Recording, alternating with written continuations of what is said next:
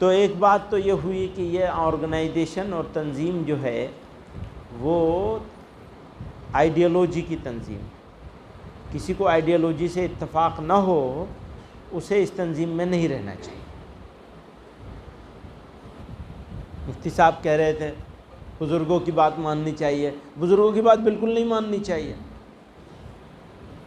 मैं कहता हूँ अक्ल का इस्तेमाल करना चाहिए, तारीख़ का मुताला करना चाहिए।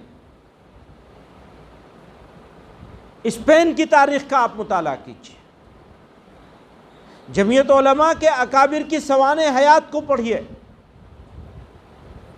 आज़ादी हिंद के लिए जो कुर्बानियाँ दी गई उसका मुताला कीजिए, दो कौमी नज़रिए को क्यों रिजेक्ट किया गया इसका मुताला कीजिए। मुताला करेंगे तो आप सही फैसले पर पहुँचेंगे, वरना पूरी कौम व्हाट्सएप वाली कौम बन जाएगी, फेसबुकी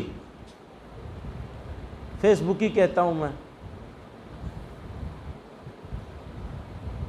को एक बंदर को अदरक हाथ लग गई थी, बंदर के हाथ अदरक लग गई थी, तो क्या हो रहा था बेचारे का, वो फेंकना भी नहीं चाहता था उसे, उसको समझा खाने की चीज़ है, और जब वो उसको खाता था तो परेशान होता था, उछलता था, कूदता था।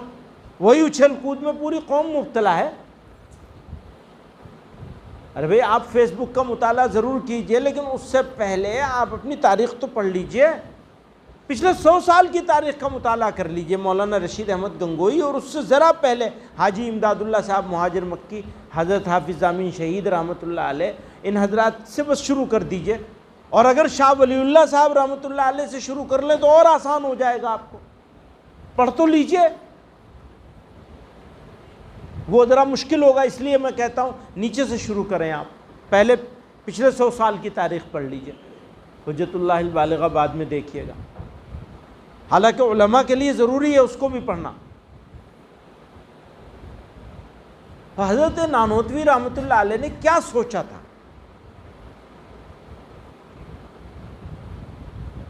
क्या सोच करके वो एक तालिब इल्म से शुरू किया था।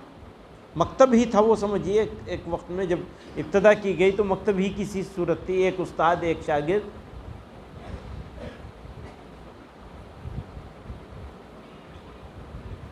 तो काम जो होता है नीचे से होता है, ऊपर से नहीं होता। हवा में उड़ने से काम नहीं होगा। मरकज़ में और सूबे में बैठे हुए लोग मिल्लत की खिदमत के लिए रहनुमाई कर सकते हैं, मुआविन हो सकते हैं। काम ज़िले में और मकाम पर होगा।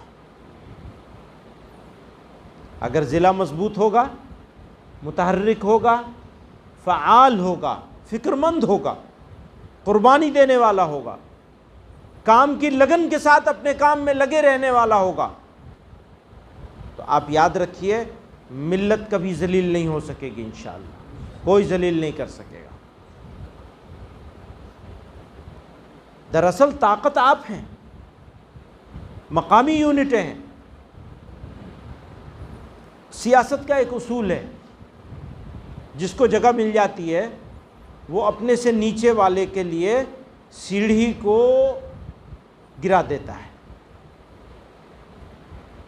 सियासत का उसूल है कि आप चढ़ गए ऊपर, तो अब वो सीढ़ी जो है, जो जिस सीढ़ी पे चढ़ के आप चढ़े हैं उस सीढ़ी को गिरा देना है, ताकि कोई दूसरा चढ़ के ऊपर ना आ सके।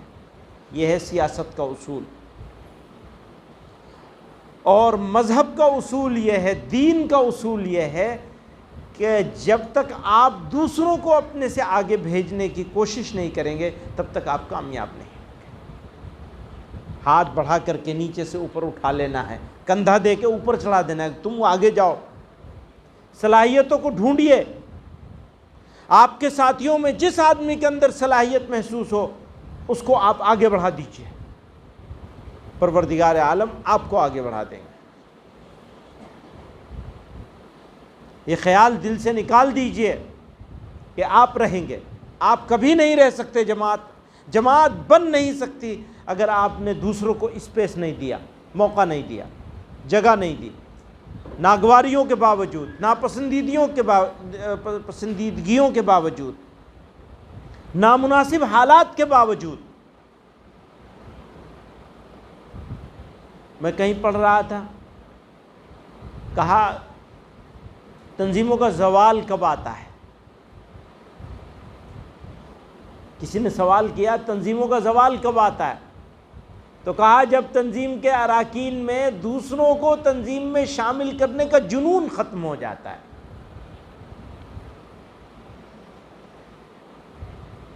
तंजीम के साथियों में नए लोगों को तंजीम में शामिल करने का जुनून ख़त्म हो जाए तो समझ लीजिए तंजीम गई। बका है तंजीम का इस बात में कि आप नए लोगों को शामिल करेंगे, आगे बढ़ाएंगे। और अगर आपने सियासत वाला तरीक़ा इख्तियार किया तो सियासत शख्सियतों के गिर्द घूमती है और जमात अफराद के गिर्द घूमती है। वो बिल्कुल अलग निज़ाम है, ये बिल्कुल अलग निज़ाम है, वो एक जैसा नहीं हो सकता, दोनों अलग अलग हैं दोनों चीज़।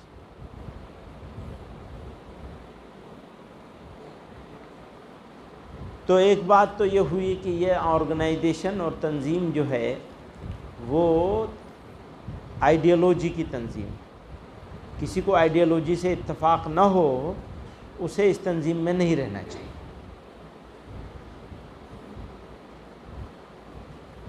जिसको इत्तफाक हो उसी को रहना चाहिए। मुताला करें, तहक़ीक़ करें, इत्तफाक हो जाए तो रहें वरना चले जाएं। और जिसको रहना चाहिए उसको अपनी ज़िम्मेदारी का एहसास होना चाहिए।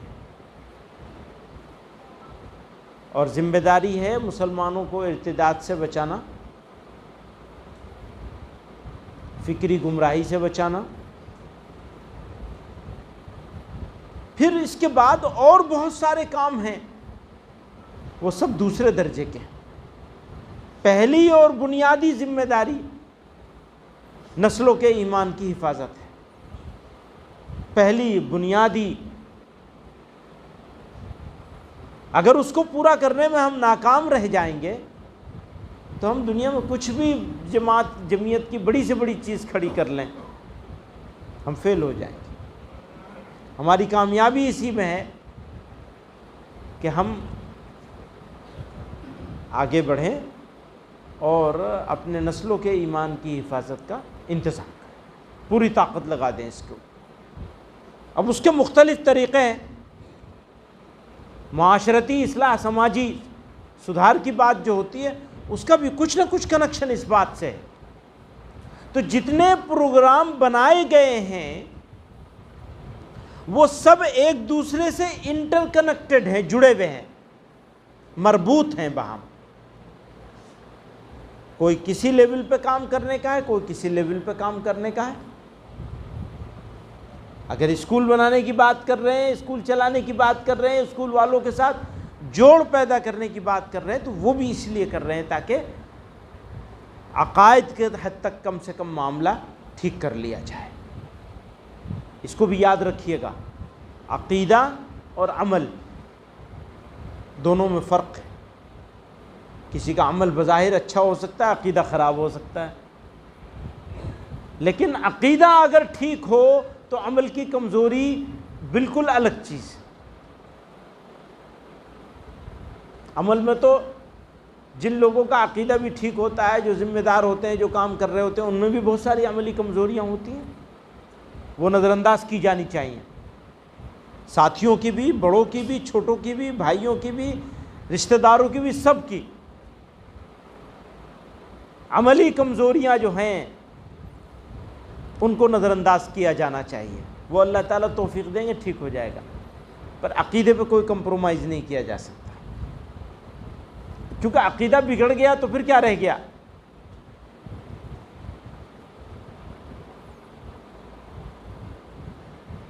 यूथ क्लब पे आप लोगों को मेहनत करनी चाहिए। यह नौजवानों को जोड़ने का ज़रिया है, इसका भी मकसद यही है। कोई साहब कह रहे थे इसका मकसद ये है कि अफराद तैयार करना ताकि मुकाबला किया जा सके। तो पहला मुकाबला तो ईमान ही के लिए हो रहा है भैया। अगर ईमान रह नहीं जाएगा तो क्या मुकाबला करेंगे। हमारी नीयत जो है वो नौजवानों को, वो नौजवान जो कॉलेजों और यूनिवर्सिटियों में जा रहे हैं या कुछ तालीम हासिल नहीं कर रहे हैं, उनको इस उन्वान से जोड़कर तैयार करना और कारामद बनाना कौम के लिए, मिल्लत के लिए, और उनके अकीदे की हिफाजत करना, ईमान की हिफाजत। तो आप लोगों को ज़िले की सतह पर ताकत लगानी चाहिए। अगर उसमें कमज़ोरी रह जाएगी तो उस कमज़ोरी को हम लोग दूर नहीं कर पाएंगे।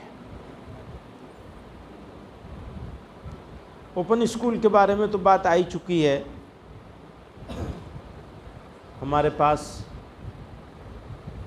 ये कोशिश है मुनज़्ज़म अंदाज में कि मदरसे में जो तालीम हासिल कर रहे हैं हमारे तलबा, उनको असरी तालीम के ख़ास सब्जेक्ट, जैसे एक साइकोलॉजी का, नफ्सियात का सब्जेक्ट